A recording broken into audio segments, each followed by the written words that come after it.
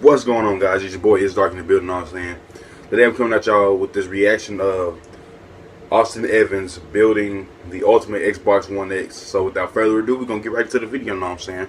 Hey guys, this is Austin, and welcome to the ultimate Xbox One X. This has been a very highly requested video. So much so, in fact, that we got an anonymous letter from Hong Kong giving us some suggestions to include for the video. So with some of those in mind, let's get to building. Really cool. Nick Cage approves. So I'm looking forward to watching. So everyone's probably familiar with the wonderful look of the Xbox One X, aka it's just a black box, which is where this comes in. This is going to be a skin which is going to make our Xbox One X look a lot like an original Xbox. Would some say it looks like an Xbox put on top of the Xbox One? So in the picture, they've got like the front of it, like it's got like the Xbox logo and stuff, but this is just a top skin. That look dope. I'm not even gonna lie to you. Clearly wouldn't happen if this was D-brand. Who wouldn't want the Xbox One X to look like the OG Xbox? Pretty much lined up. I'm slightly off center. So you put it side by side with the original Xbox, it actually doesn't look so bad. That looks fucking I mean, no, dope. it wasn't 100% precise, but I think it's close enough that I'll buy that. Next up, because we know just how useful cooling fans and extra attachments are for consoles, we have not only an intelligent cooling fan, but we also have a cooling dock with extra USB ports. Ultra 4K HD. So we've got three small cooling fans. It's going to plug in via USB, and to be fair, it does give us a USB pass-through. So I guess it just snaps on something like this. Yeah, because I thought I mean, it actually does kind of blend in. Whether this is going to make any difference at all, I am incredibly doubtful of. But luckily, we have a whole other cooling dock to keep it even cooler for our whatever it is that we're doing on the Xbox, which is going to make it overheat. I think it actually is pretty easy. So we just do that. Wait. Oh, it's an actual cooling dock. So I see that there's a fan, but where is it pulling air from? There's no place for it to pull on the bottom, on the front, on the sides. Why are there three fans if they have no intake is it really worth it though? What this does give us is three more USB ports up front. One of the things we're going to have to keep in mind with this video though is that we have a lot of things that are going to be requiring USB. So making sure that we have full USB 3.0 on as many ports as possible is going to be a challenge. Because a mere 1 terabyte of storage space is not going to be anywhere near enough, the next step is yet another add-on hub thing. This is going to give us not only the ability to plug in a full 3.5-inch hard drive, we're also going to be getting even more USB ports. Oh joy. That's pretty cool. So it's actually got a Scorpio on the front, which would make sense because this is a Scorpio version of the console that now has a skin covering all of that up.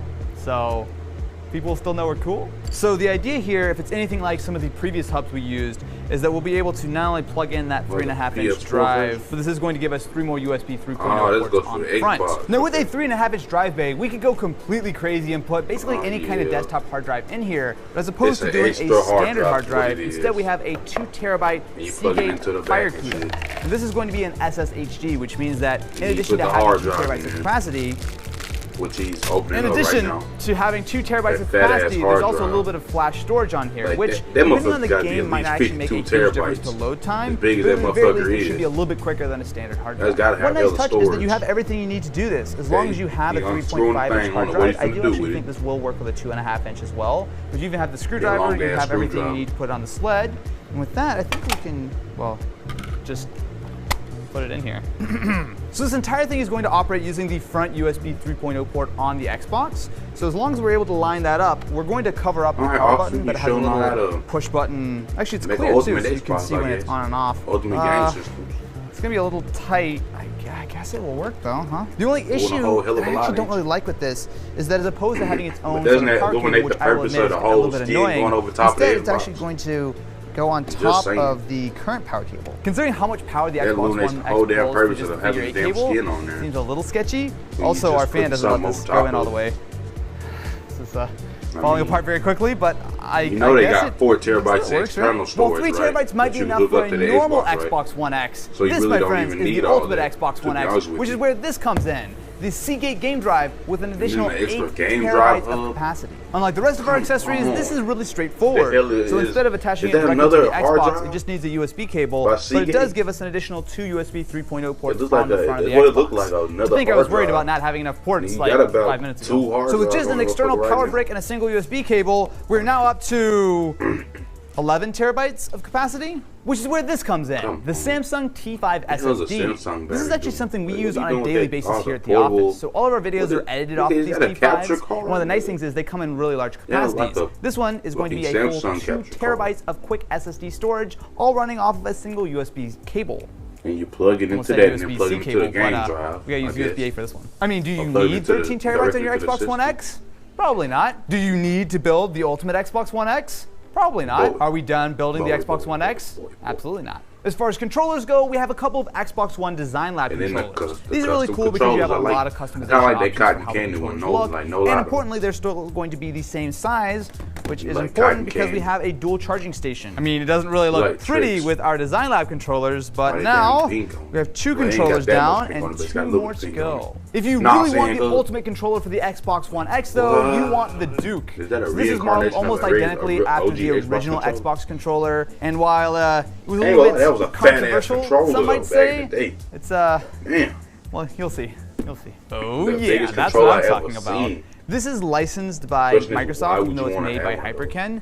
Wow, that looks almost identical to the original. For context, this is what a standard Xbox One controller looks like. I mean, look at the Xbox One. Look at that original Xbox controller. I think you're definitely going to be better at gaming on a standard Xbox controller. All that extra animation in the controller is straight. There's no way to get around it. Now, unfortunately, this is going to be a wired controller, but thankfully it's going to be a really long cable, and it is detachable with micro USB. As if all of these controller options weren't enough, we also have the Keymander. This is actually something I did a video on like 2 or 3 years ago, but the idea here is that this is going to be an adapter that will turn a mouse and keyboard into what the Xbox thinks is a standard controller. So inside this little box, well, it gets a little bit complicated, but hopefully it won't be that bad. So around front we have a mouse, keyboard, and gamepad. I think you actually have to have all 3 plugged in because it pretends to be the gamepad, but it's actually passing through the mouse and the keyboard signal. And then around back we have another series of USB ports for power, PC, game, as well as data, which all this extra shit is really just extra shit, basically. Oh man, this is. I'm not stopping shit. I'm just looking at see how much time left on this video.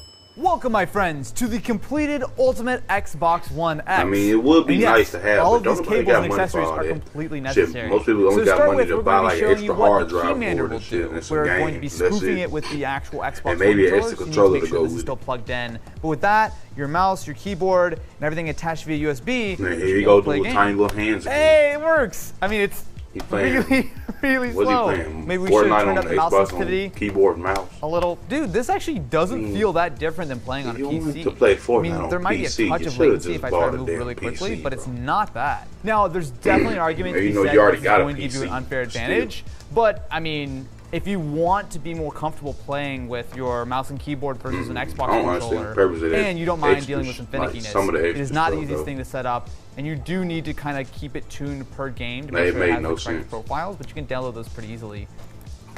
No, why do you have weapons? Okay. And well, he got this is unfortunate. This is very unfortunate. Because he didn't have a gun. Wait, I'm actually gonna, nope. Wait, that counts as a kill, right? I blew up on them. I'm gonna count that as a kill.